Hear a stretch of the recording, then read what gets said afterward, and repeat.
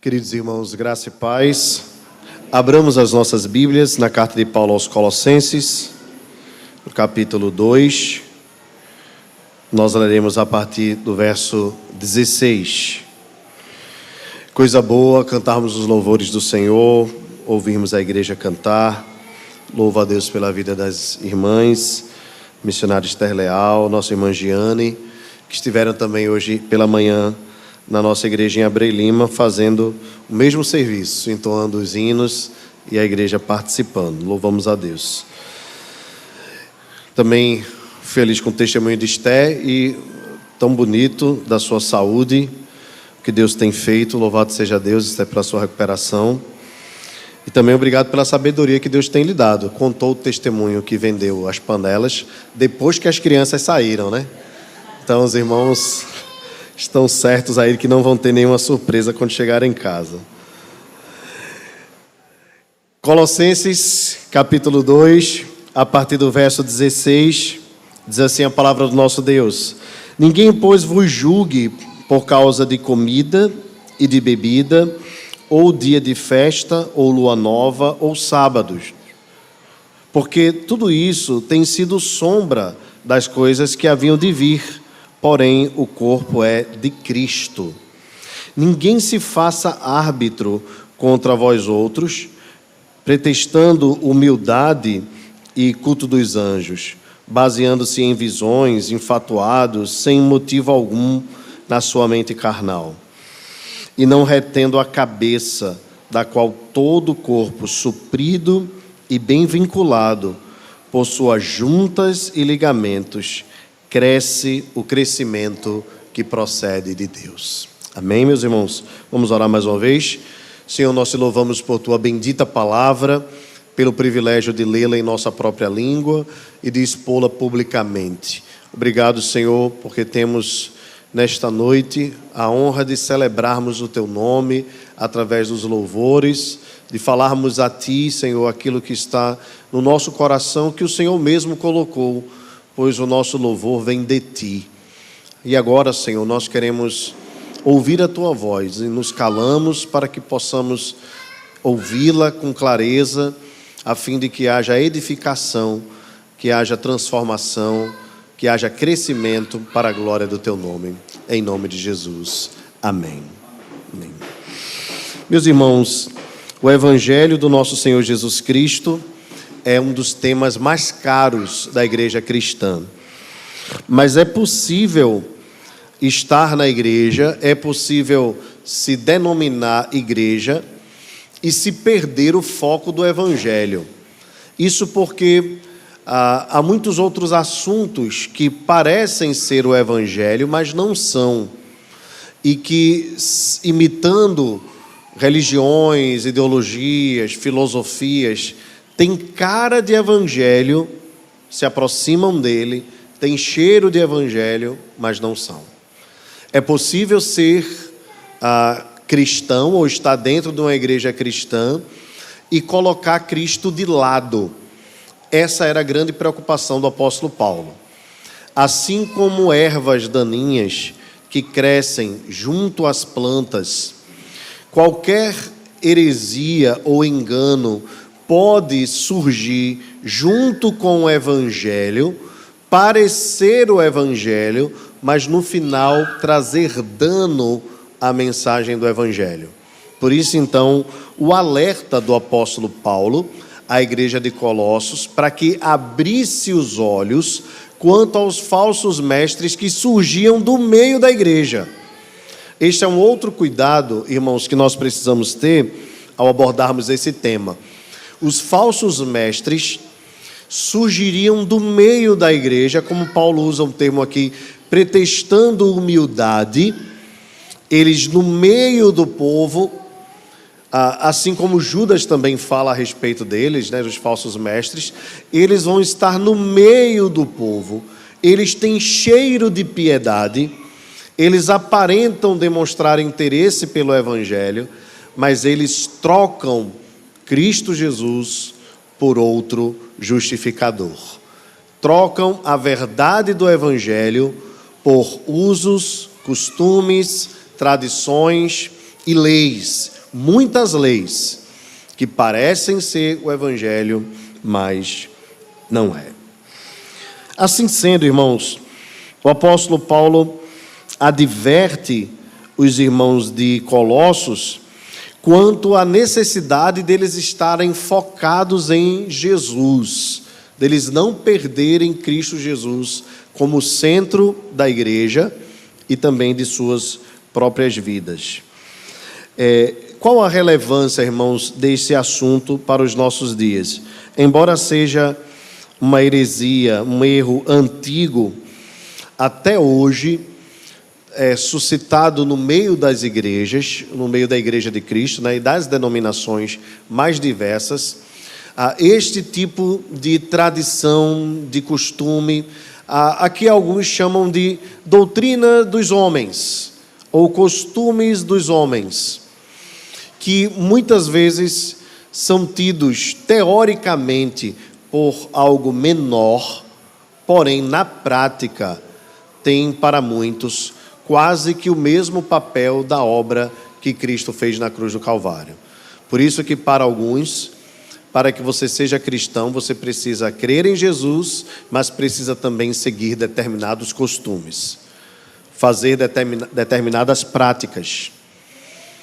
E a verdade, como os irmãos bem já sabem, nós temos falado sobre isso durante vários domingos, a verdade é que a doutrina do só Cristo é muito cara para nós, sempre foi muito cara para nós.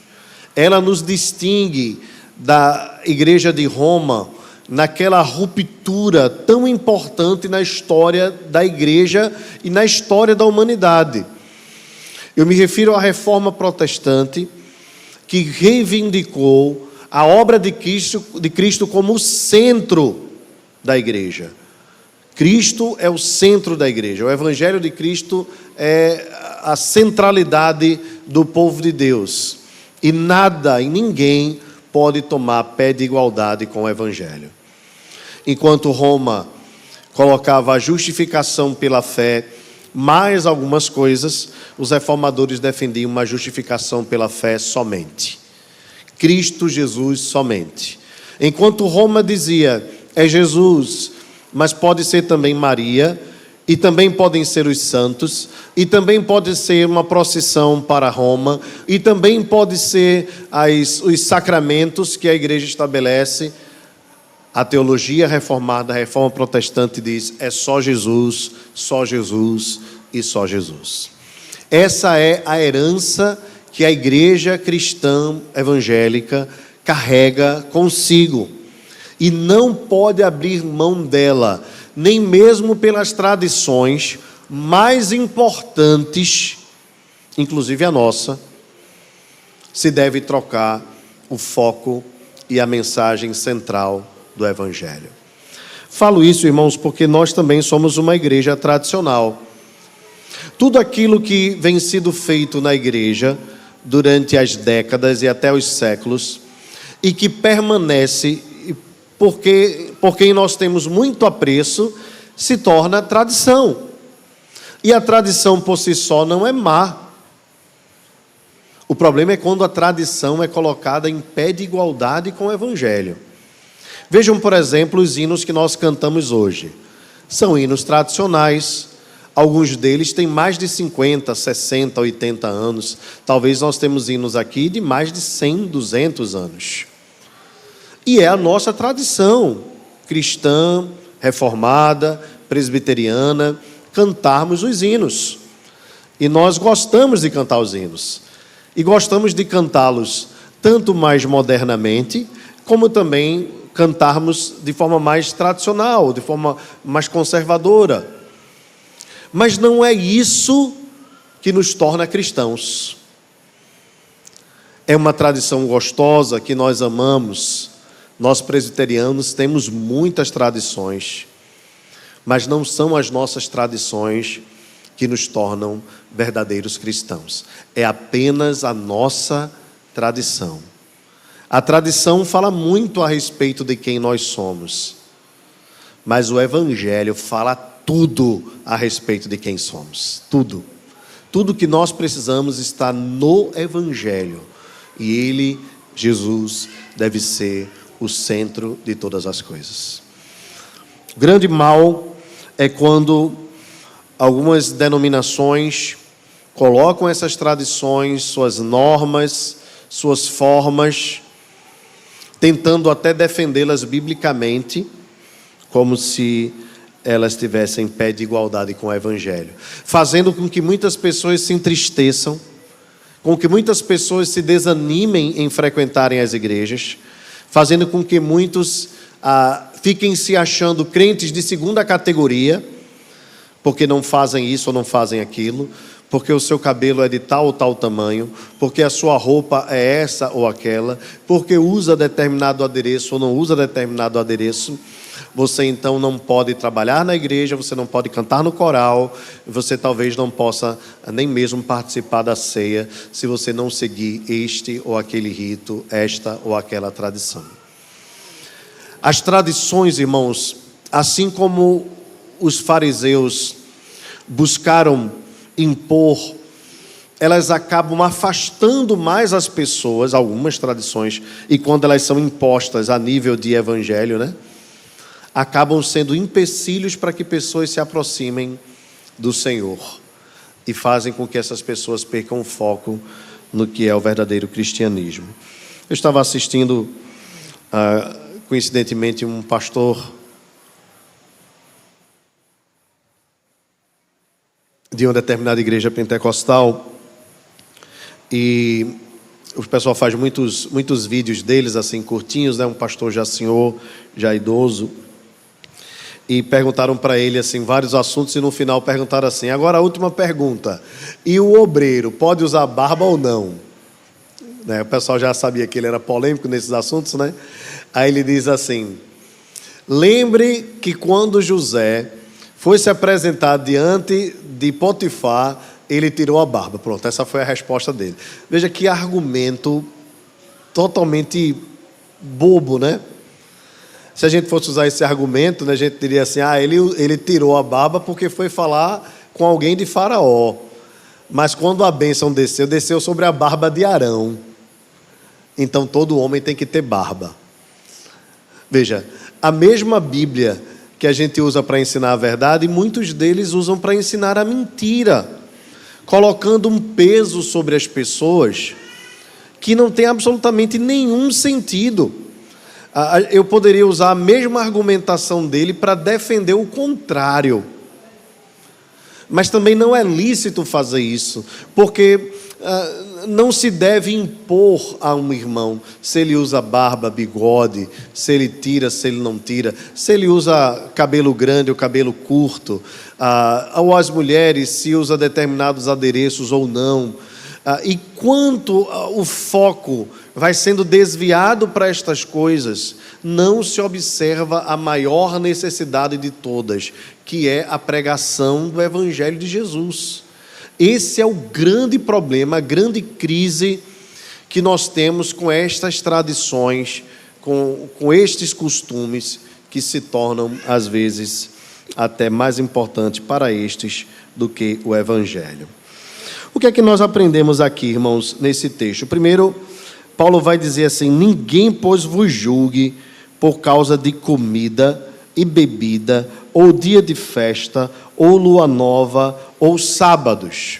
Esta é a primeira palavra de Paulo como uma aplicação prática e contundente referente a esta questão dos usos, dos costumes, das tradições. Paulo diz: ninguém vos julgue, não permitam serem julgados por esse tipo de coisa, não aceite este tipo de coisa, porque quando a gente passa a aceitar, nós passamos a ser coparticipantes desse tipo de coisa.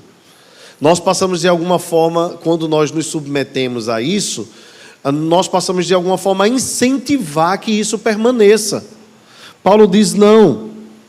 E observem aqui: comida e bebida, dia de festa, ou lua nova, ou sábados. Aqui tem a ver com a questão dietética, e a questão do calendário das festas, das celebrações tradicionais. Boa parte deste cerimonialismo tinha a ver com o Israel antigo. Deus havia estabelecido uma dieta para Israel e Deus havia também estabelecido dias para Israel. E veja que Paulo não está dizendo que isso não era uma realidade, tá? Paulo não está negando que Deus mesmo havia estabelecido isso, não há uma negativa. O que Paulo vai nos ensinar mais na frente é que essas coisas passaram. Mas o que seriam estas coisas? Se nós formos para o livro de Levítico, nós vamos ver lá uma ordem estabelecida por Deus de comidas que Israel podia e não podia comer. Os irmãos devem lembrar de alguns, né? Entre eles estão camarão, ao alho e óleo, né? Essas coisas deliciosas, carne de porco, bacon, né? Essas coisas que a gente geralmente não gosta, né? Então, isso era proibido, e isso fazia parte de uma dieta que Deus mesmo estabeleceu para Israel. Não tinha necessariamente a ver com a questão nutricional, mas era apenas uma forma de Deus separar Israel das outras nações. Fisicamente, o povo do Oriente era muito semelhante. Eles se destacariam, então, entre os povos pela língua e também pela forma de se vestir, pela forma de comer, né, determinados alimentos ou não, ok? Pelo calendário que havia sido estabelecido para eles reservarem datas específicas. Então, na antiga aliança, Deus estabeleceu essas questões cerimoniais, mas elas não eram para sempre. Elas deveriam apontar para algo maior e mais importante. Da mesma forma, dias de festa, dia de lua nova, eram dias estabelecidos para a celebração. Nesses dias, nós lembramos das festas de Israel, entre elas as 3 principais, né? Páscoa, Pentecostes e Tabernáculos, mas haviam outras 4 festas principais e alguns dias específicos que eles celebravam. Houve depois a festa do Purim, que é quando o povo é liberto, né, do cativeiro lá da terra de Susa, no período da rainha Esté. Eles celebram, né, a não morte, né, a sobrevivência da nação de Israel. Mas estas eram as 3 principais festas: Páscoa, Tabernáculo e Pentecostes. Havia também o dia do Senhor, o dia de sábado, que deveria também ser guardado por eles, e alguns sábados, em alguns anos, eles deveriam guardar até um tempo maior, até a própria terra deveria ter um tempo em que ela deveria ficar resguardada. E tudo isso, irmãos, foram coisas que Deus mesmo estabeleceu. Então, quando nós, hoje, comemos estas coisas que no Antigo Testamento eram proibidas, não temos as mesmas festas e celebramos as mesmas festas que eram celebradas em Israel, não é porque nós negamos o Antigo Testamento, é porque nós entendemos o real sentido do Antigo Testamento. Observe o verso 17. Paulo diz: porque tudo isso tem sido sombra das coisas que haviam de vir, porém o corpo é de Cristo. Tudo isto era sombra. Irmãos, aqui a ideia de sombra é aquilo que reflete a realidade, mas não é a realidade. A sombra traz a silhueta, a sombra traz a forma antecipadamente, mas não é a realidade. A realidade é Cristo. O ser é Cristo, ou a substância é Cristo. E todas essas coisas, essas cerimônias da antiga aliança, apontavam para Cristo Jesus. Mas quando chega Jesus, essa questão é vencida. Ela caduca, passou, se torna desnecessária, obsoleta. Não há mais necessidade do cumprimento, porque elas todas foram encerradas em Cristo Jesus. Quando nós dividimos a lei, nós a dividimos em pelo menos 3 partes. A lei civil, que eram as regras para Israel como nação, a regra constitucional. A lei a lei civil, a lei cerimonial, que é esta que nós estamos nos referindo aqui, e a lei moral, que são os 10 mandamentos. A lei cerimonial, ela é cumprida totalmente em Cristo.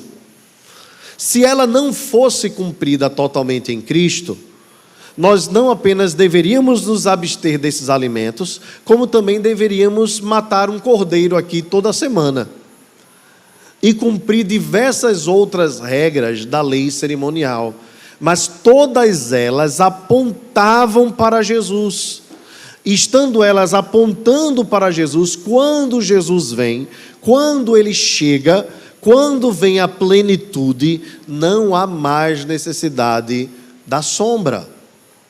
Enquanto a sombra está se aproximando, você imagina então a pessoa amada, pode ser o marido, a esposa, algumas sombras maiores, outras sombras menores, né? Podem ser os filhos. Quando você vê a sombra chegando, você já tem uma alegria, não tem? Um vislumbre, já bate aquela expectativa. E quanto mais a sombra vai se aproximando do corpo, até desaparecer, a nossa alegria vai sendo completada, por assim dizer. Cristo Jesus, irmãos, é aquele que vindo lança toda a sombra fora. É o que nos diz o autor aos Hebreus. Não há mais necessidade destas coisas. Bem, nós temos a respeito da comida e da bebida, o texto de Atos capítulo 9, quando o apóstolo Pedro está no eirado, e era meio-dia, e ele estava com fome. E entenda bem o contexto, tá? O apóstolo Pedro estava sendo aos poucos convencido a receber os gentios que comiam todo tipo de comida no meio da igreja. Pentecostes não foi suficiente.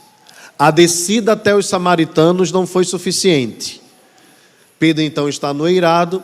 Enquanto isso, acontece um fenômeno lá com Cornélio. Cornélio manda os seus servos irem até Pedro, que está de meio-dia no eirado, e uma voz dos céus diz para Pedro: come.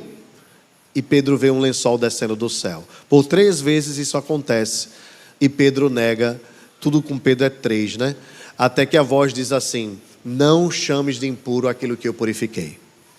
Deus estava dizendo claramente para o apóstolo Pedro: a partir de agora, entenda, não há mais distinção entre judeus e gentios.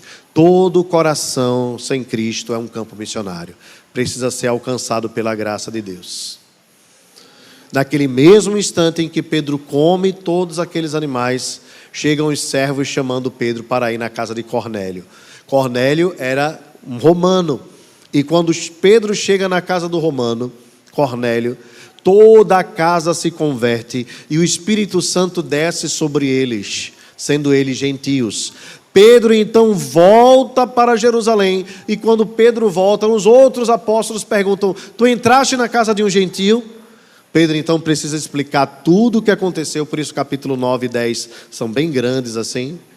E Pedro explica tudo, e o final diz que eles glorificaram a Deus, porque até entre os gentios o evangelho estava sendo pregado e o Espírito Santo descia. Vejam, irmãos, o propósito destas coisas se encerram com Jesus. E mesmo depois de Pedro ter tido essa visão, quando o apóstolo Paulo e Barnabé vão para a primeira viagem missionária, descem para a região da Ásia Menor e pregam o evangelho, e muitos gentios se convertem, eles voltam para Jerusalém, prestam relatório, e a discussão ali era o que fazer com os gentios que comiam de tudo, que não tinham os mesmos costumes. Eles então se alegram porque o Espírito Santo desceu sobre os gentios, e a partir daí eles dizem: até entre os gentios o Espírito Santo habita. E eles passam a receber então os gentios. Irmãos, esta questão já deveria ter sido vencida pela igreja aqui em Colossos. Esta questão já deveria muito mais ter sido vencida pela igreja nos nossos dias. Esta é uma questão que já foi resolvida na vida dos apóstolos, no primeiro concílio da igreja, mas que ainda hoje, 2000 anos depois, algumas igrejas impõem aos seus membros: não comam isso, não comam aquilo, não façam isso, não façam aquilo, que não tem absolutamente nada a ver com as Escrituras. Essas coisas parecem ter sinal de santidade, mas na verdade não tem absolutamente nenhum. Quanto às festas, havia muitas festas entre os judeus, e os judeus celebravam muitas delas. Os apóstolos, então, precisam ensinar a igreja a uma nova festa que foi celebrada pelo próprio Senhor. Esta festa se chama o domingo, o dia do Senhor. O dia que o Senhor reservou pela sua exclusiva autoridade para a igreja se reunir. Assim sendo, a igreja não deveria mais ser enredada por costumes daqueles que diziam: tal dia pode isso, tal dia pode aquilo, tal dia não pode isso, tal dia não pode aquilo. Havia entre os judeus alguns do grupo dos fariseus que chegaram a colocar sobre as leis de Deus 600 leis a mais. Você imagina, além dos 10 mandamentos e todas as questões derivadas dos 10 mandamentos, alguns fariseus já haviam acrescentado 600 leis menores que proibiam coisas que talvez as pessoas tinham dificuldade até mesmo de respirar, se sentiam sufocadas por tantas leis estabelecidas que não tinham nada a ver com o Evangelho. Por exemplo, se a lei dizia que no dia de sábado você deveria descansar, os fariseus colocavam um limite de passos que você deveria dar naquele dia. Você já imaginou então ficar contando durante os dias os passos que você daria? Você imagina então se faltando 2 passos para você cumprir o limite do dia, você tivesse uma indigestão, né? Você tivesse um probleminha na barriga. Você já imaginou como a coisa deveria acontecer? Alguns dos judeus eram assim radicais, ao ponto de não fazerem absolutamente nada neste dia, já pensando em não atingirem o limite de coisas que poderiam ser feitas, de passos que poderiam ser dados. E tudo isso, irmãos, cheira a santidade. Cheira a santidade. Sabe quando se coloca flores em cima do caixão? Tem cheiro bom por fora, mas depois de pouco tempo vai feder. Assim eram os tempos em que os cristãos estavam sendo pressionados a seguirem determinadas leis. Paulo então afirma: tudo isso tem sido sombra das coisas que haviam de vir.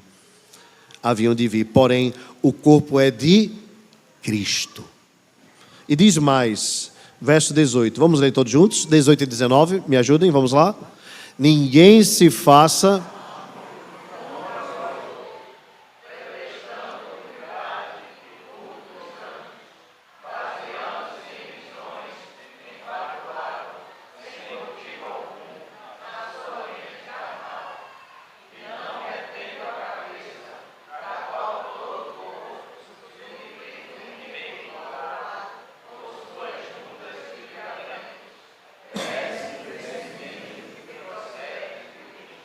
Muito bem.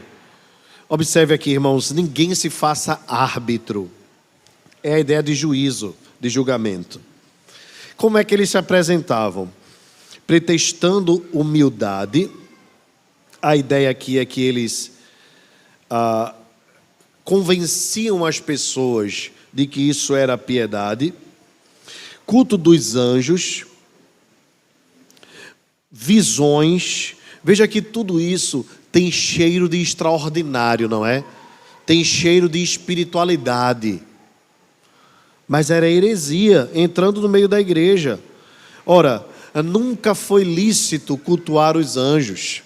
Nunca foi lícito. Sempre nós lemos nas Escrituras do Antigo Testamento: somente ao Senhor teu Deus adorarás, somente a Ele prestarás culto. Não farás para ti imagens de escultura, não as adorarás, nem as seguirás, pois isto te será por laço. Deus sempre deixou claro que não há outro mediador entre Ele e os homens. O único mediador é Jesus Cristo. E aqui se tentava encaixar culto aos anjos, e isso, irmãos, como um sinal de espiritualidade. Vocês devem conhecer algum movimento teológico que nos lembre isso. Há um anjo passando aqui, um anjo passando ali, é um anjo que cura caroço, é um anjo que cura dor de cabeça, é um anjo que cura osteoporose, é um anjo para cada doença. Baseando-se em visões, eu fui até o 3º céu, até o 4º céu, alguns até foram ao inferno, parece que voltaram com o inferno dentro de si, mas acabam angariando seguidores, por conta do anseio que muitos têm pelo extraordinário. Paulo diz, sem motivo algum em sua mente carnal, não retendo a cabeça, ou seja, perderam o foco de Cristo, perderam a visão de Jesus, da qual todo o corpo suprido e bem vinculado, por suas juntas e ligamentos, cresce o crescimento que procede de Deus. O Paulo está dizendo, irmãos, o que nós precisamos aqui é da cabeça do corpo. A necessidade da igreja, que é o corpo, é da cabeça. E Jesus é a cabeça. Jesus é o suficiente. Jesus é o que completa. Mas o legalismo destrói. O legalismo é mortífero. O legalismo ameaça a igreja hoje, assim como ameaçou a igreja antiga. Não foram poucos que se levantaram com legalismo para atacar a suficiência de Jesus, o nosso Salvador.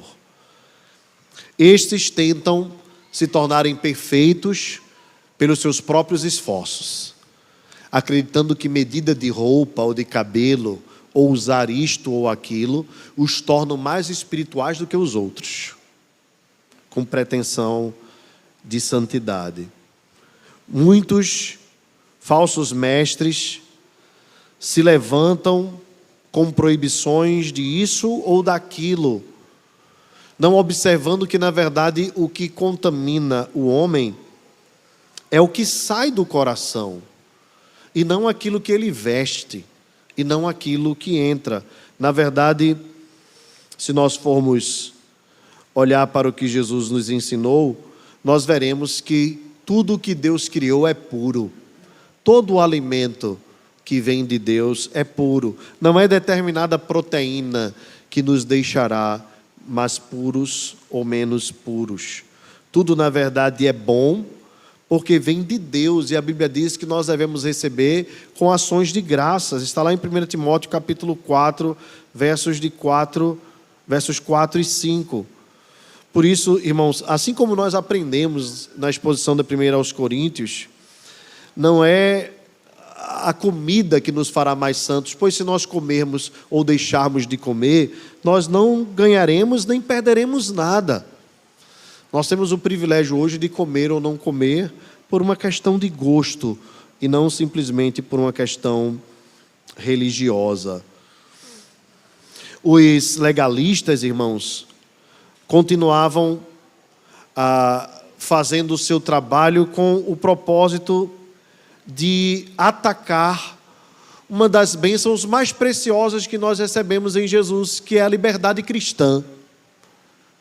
A liberdade cristã é uma bênção da qual nós só devemos abrir mão quando estiver em jogo o escandalizar o meu irmão. Mas fora aí, e lembrando, escandalizar o meu irmão mais fraco, não é o meu irmão legalista. Porque se nós formos viver para não escandalizar o irmão, que podendo ser maduro, ainda permanece infantil, nós deixaremos de desfrutar da liberdade cristã, porque este irmão diz não pode isso ou não pode aquilo outro. Para muitos, por exemplo, gostar de um time de futebol é um pecado gravíssimo. Para outros, usar uma bermuda é uma atitude de falta de respeito. Já vi um pastor dizendo, se eu for na casa do irmão e encontrar ele de bermuda, eu mando ele botar a bermuda ou então me retiro da casa dele. Como se 1,60 m de pano pudesse tornar alguém santo na sua própria casa. Você já imaginou algo desse tipo? Esses são os assaltantes da liberdade cristã. Muitos destes que condenavam há 30 anos atrás as pessoas terem televisão em casa, muitos destes tinham televisões guardadas dentro dos seus guarda-roupas. E denominação que outrora criticava as pessoas assistirem televisão, hoje tem canal de televisão. Basta você ligar no canal 14. Não é incrível? Não é uma bênção poder divulgar o evangelho através da televisão? Mas se condenava antigamente. Se disciplinava, até se expulsava a gente desta denominação, os irmãos sabem que eu estou falando, se usassem a televisão dentro da sua casa. Ora, mudou? O que mudou? Quantos condenavam a internet? E hoje todas as igrejas transmitem o culto pela internet. Cuidado com os assaltantes, irmãos, da liberdade cristã. Não permita que o fundamentalismo, na verdade o radicalismo de uns se imponha sobre a sua vida. Você é livre em Cristo Jesus. Você é livre para comer o que você quiser comer.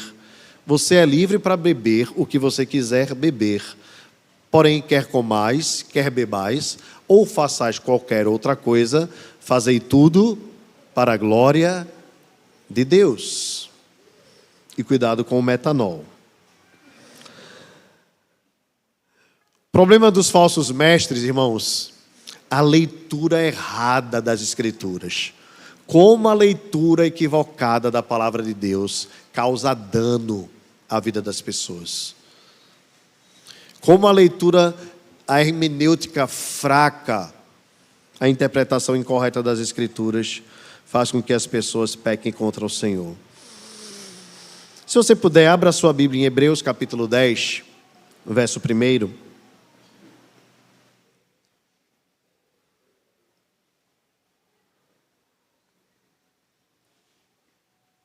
Hebreus capítulo 10, verso 1. Vejamos o que diz a palavra de Deus. Vamos lá todos juntos? Ora,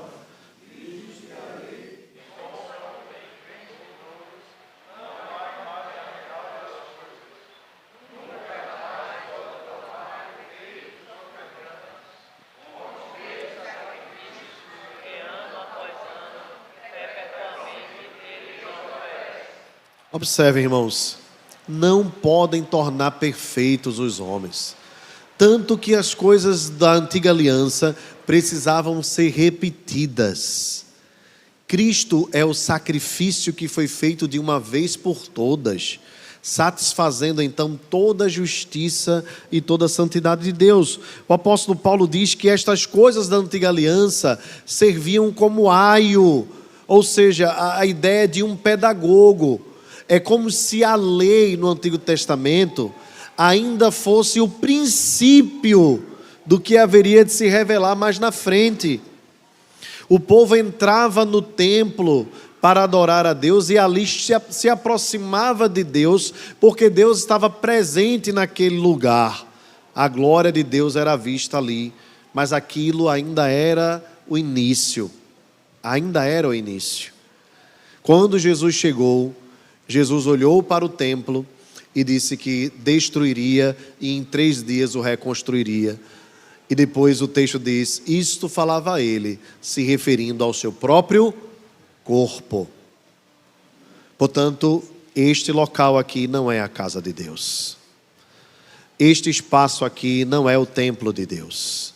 A casa de Deus somos nós, o povo de Deus, reunidos aqui no campo, onde nós estivermos. Se um dia nos for proibido estarmos num local público reunido, a casa de Deus se reunirá em qualquer local, mesmo que de forma clandestina, e Deus estará ali presente, porque Deus fez a sua habitação em Jesus, que é a casa de Deus, o tabernáculo de Deus entre nós, e a igreja é chamada de templo e santuário de Deus. No primeiro século, onde ainda não haviam templos, como nós chamamos hoje, para adorarem ao Senhor. A casa de Deus não é tijolo. Deus não habita em templos feitos por mãos humanas. Deus habita no coração do seu povo. Deus habita na sua igreja, na sua comunidade, na sua assembleia reunida para adoração. O templo era sombra, mas quando chega a realidade que é Jesus e a realidade que é a igreja, o templo se torna obsoleto. Ele é um mal necessário. Para nós hoje, às vezes algo tão comum, né? Mas para a igreja que só veio ter templos no início do quarto século, terceiro para o quarto século, esta era uma realidade totalmente diferente. Em qualquer lugar combinado, eles se reuniam para adorar ao Senhor. Na maioria das vezes, nas casas, nos lares dos irmãos, como nós vemos no Novo Testamento. Meus irmãos, o próprio sábado cristão, que está não apenas na lei cerimonial, mas está na lei do Senhor, nos 10 mandamentos, também era sombra. Também era sombra. Haverá e há um sábado mais precioso. Esse sábado é o próprio Cristo. Cristo é o sábado da sua igreja.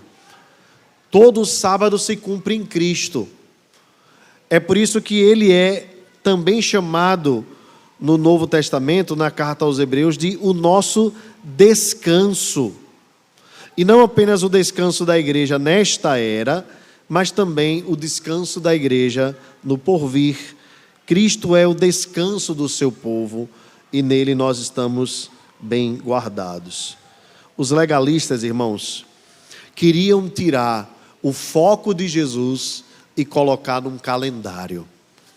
Como se Deus precisasse de calendários que outrora apontavam para Cristo, mas havendo chegado aquele que é a realidade, até mesmo o calendário se torna para nós obsoleto.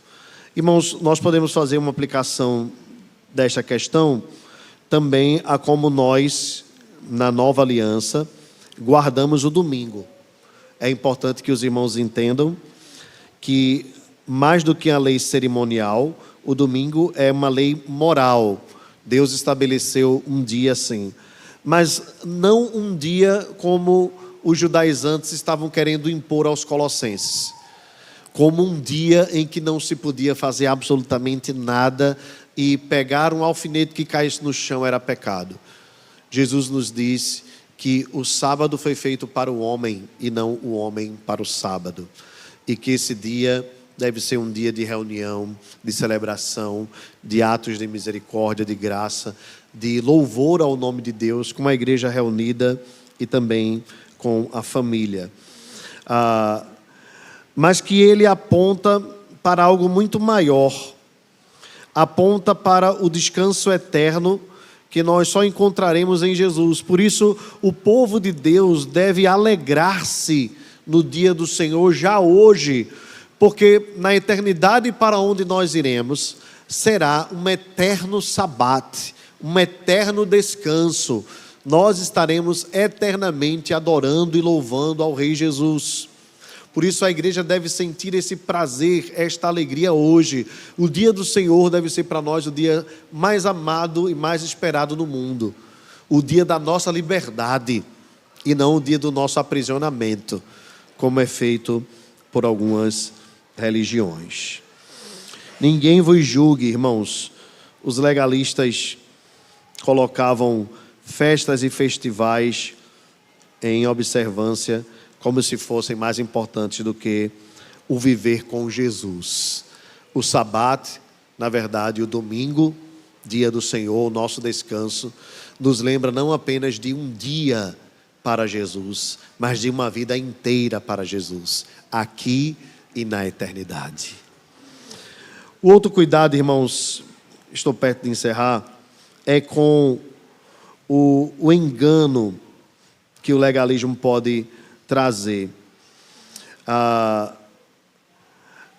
ideia aqui é que nós devemos fugir do legalismo, porque o legalismo tanto eleva o que não precisa ser elevado, como rebaixa o que não pode ser rebaixado.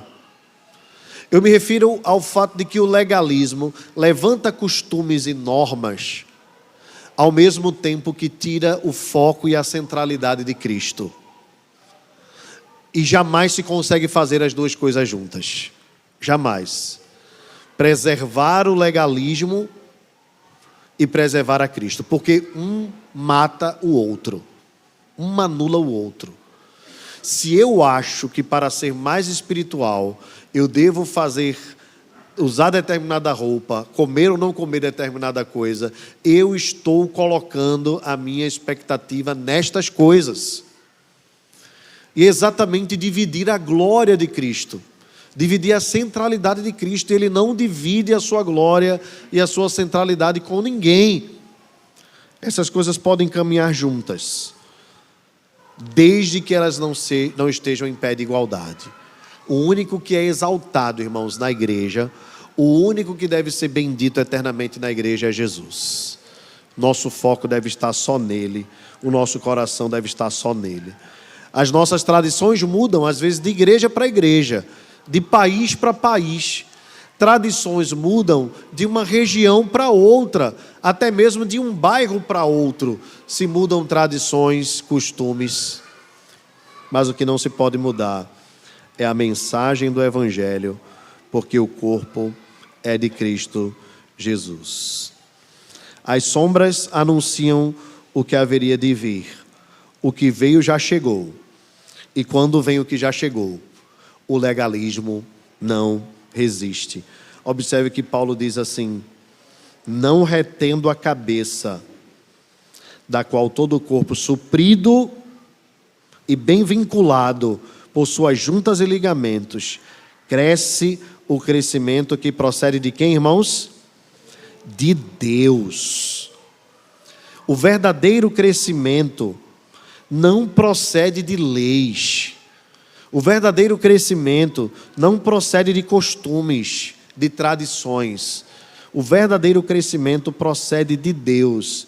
E quem faz isso é Cristo Jesus, que é a cabeça da igreja. Portanto, irmãos, eu encerro esta noite lembrando aos irmãos que se o legalismo mata, o Evangelho é vida e vida em abundância. Se o legalismo escraviza, e muitos de nós aqui outrora estávamos escravos disto, alguns até faziam por submissão, o que é muito bonito, mas não é bíblico. Nós não podemos ser cativos de outra coisa a não ser de Cristo Jesus. Se o legalismo, irmãos, escraviza, o Evangelho é a nossa carta de alforria. Ninguém me detenha, ninguém me julgue. Eu sou de Cristo, eu carrego as marcas de Cristo, eu sou de Jesus e eu sou livre para servi-lo, para amá-lo e para crer que Ele é tudo que tenho e tudo que eu preciso. Que seja assim nas nossas vidas, em nome de Jesus.